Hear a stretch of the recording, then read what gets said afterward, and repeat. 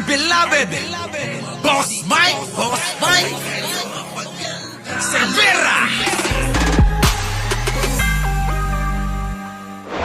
Ano po ang masasabi nyo rito, mga kababayan, sa etong tinalakay natin to? Dumako naman na tayo, mga kababayan, dito kay Sara dahil may panawagan. Pasok! Hmm. So, nakikita nyo po ba yan, mga kababayan, ang panawagan ni Buday? Sabi dito, mga kababayan, maipapanalo natin to sa kabila ng mga banta, pananakot, pagmamalabis, at bangis.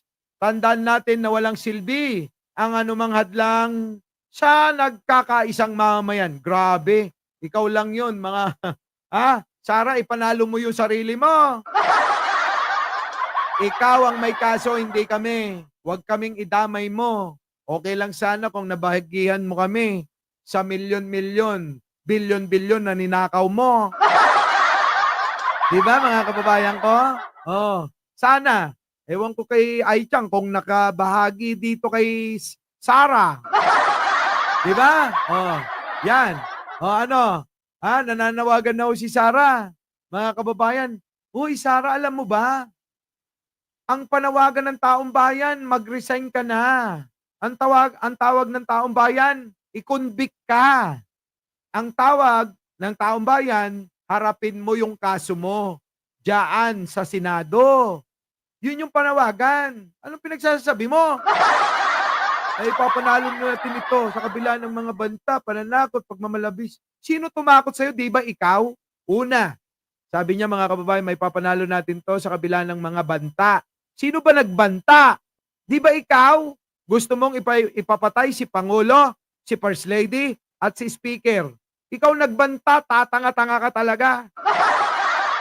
Oh, pananakot. Di ba ikaw yung nanakot? Kayo yung nananakot. Sabi nyo magkakagera. Di ba? Pananakot nyo yan eh. Oh, sabi nyo ano pa? Sabi nyo lulubog ang bansa. Oh, bakit ngayon tumataas ang ekonomiya ng Pilipinas? Ano ba talaga, Sara? Kabaliktaran ng utak niya, mga kababayan. Oh, tapos, pagmamalabis. Di ba ikaw yung nagmalabis? Nagmalabis ka sa iyong pagiging DepEd Secretary. Ang ginawa mo, ninakaw mo itong confidential fund mo dyan. Maging sa opisina ng iyong OBP, sa opisina ng OBP. Ninakaw niya rin eh. Kita niyo, mga kababayan, kung paano mambaliktad si Sara? At bangis. Mga kababayan, kayo tong mababangis eh. Di ba? Sino ba matapang? Di ba sabi mo, itatapon mo yung bangkay ni Pangulong Ferdinand Marcos Sr. sa West Philippine Sea? At isa pa, di ba sabi mo, gusto mo, ini-imagine mo na nga na pinuputol mo yung ulo ni Pangulo? Di ba ikaw ang mabangis? Kabaliktaran talaga utak nito, mga kababayan, tapos idadamay tayo bigla. Tandaan natin, walang silbi ang anumang hadlang. Sa nagkakaisang mamayan daw, mga kababayan. Utik na yan, mga kababayan. Kung mayroong pagkakaisa na panawagan yan, kayo na lang sumama. Hindi ako sasama, mga kababayan, sa panawagan ng isang luka-luka. Panawagan niya, mga kababayan, walang magiging hadlang daw kung nagkakaisa ang mamamayan. Totoo yan. Kung tayo, mga kababayan, ay susundin natin yung sinasabi niya magkakaisa para ipaglaban at manawagan na matuloy ang impeachment trial niya, payag ako dyan. Pero kung yung pagkakaisa para suportahan, samahan, at ayunan ang nais netong babae na to na may tama ang ulo, kayo-kayo na lang. Kaya nga, mga kababayan, tignan nyo nangyayari. Sa dami na ho ng galit kay Sara Duterte. Pasok, tignan nyo.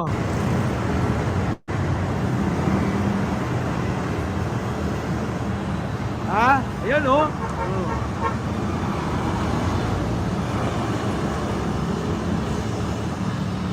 Grabe no, mga kababayan. Yung ating ilang mga kababayan hindi na nakapagtiis. Nagbabandelism na po sila ng convict Sara. Ganyan na po nangyayari sa kanya. Galit na ho ang taong bayan dahil po dito sa tila ba hinaharang, pinagtatakpan at dinidelay na impeachment trial niyan. Di po ba? Ang taong bayan galit na ho. Sige, gigilin mo ng gigilin. Eto pa mga kababayan. Baka hindi nyo lang napapansin. Ang abogado niyan, 16. Samantalang mga kababayan, sabi niya, bloodbath daw mga kababayan. Yung pala nagtawag ng marami. At isa pa, sabi niya, wala kaming pera, wala kaming pambayad ng abogado. Sabi nga ng tatay niya wala nga akong pamasahe papunta rito sa hearing Oh, di ba? Pero eto mga kababayan, mga magagaling na abogado ang kinuha niya. Takot na ba siya? 16 na abogado. Sige nga po, ano isipin nyo? Akala ko ba bloodbath, abogado ka? Kung wala kang tinatago, kung wala kang ginawang masama, kahit ikaw lang mag-isa, ipagtatanggol mo sarili mo. Tama, mga kababayan? Sang-ayon po ba kayo? Ito lang yan. Mga kababayan, kung wala kayong tinatago, kung wala kayong ginawang masama sa bayan, sa mamamayan, mga kababayan, gayahin mo si Makoy. Pinaratangang pumatay ng kaso, kinasuhan ng pagpatay, pinagtanggol ang sarili niya, walang kinuhang abogado. Kita niyo po mga kababayan ko, matindi ito, mga kababayan.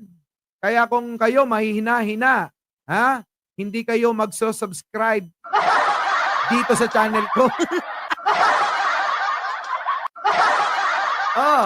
Sipin nyo maigi sinasabi ko, mga kababayan, 16 po na mga batikan ng mga abogado ang kinuha ni Sara Duterte para magtanggol sa kanya. Ang tanong ko, mga kababayan ko, kung totoong malinis po si Buday, hindi ho kailangan ng abogado. Ang kailangan lang po, mga kababayan, ipaliwanag niya yung kanyang sarili. Kung walang ginawang masama ito Tama. Isang like naman dyan. Yun lang yan mga kababayan Pansinin niyo po si Pangulong Ferdinand Marcos Sr. Kinasuhan, inakusahan ng pagpatay. Sino nagtanggol sa kanya? Sarili niya. At naipanalo niya yung kaso. Eto, simpleng-simple lang mga kababayan. Ipapaliwanag mo lang kung talagang wala kang ninakaw na sinasabi mo na may talagang pinuntahan yung 125 million at milyon-milyon pa, bilyon-bilyon pa nga Diba? Na dapat, ang gawin mo, paliwanag mo lang. Mr. Chair, Your Honor, ito pong mga pera na ito ay kaya-kaya ko pong ipaliwanag. Isa-isa po. Ito po ay napunta kay Chel Jokno, kay Mary Grace Piatos, Kokoy Villamin, at marami pang iba. Ito po ang katauhan ng mga yan, Your Honor. Si Kokoy Villamin ay si Chis Escudero. Halimbawa lang.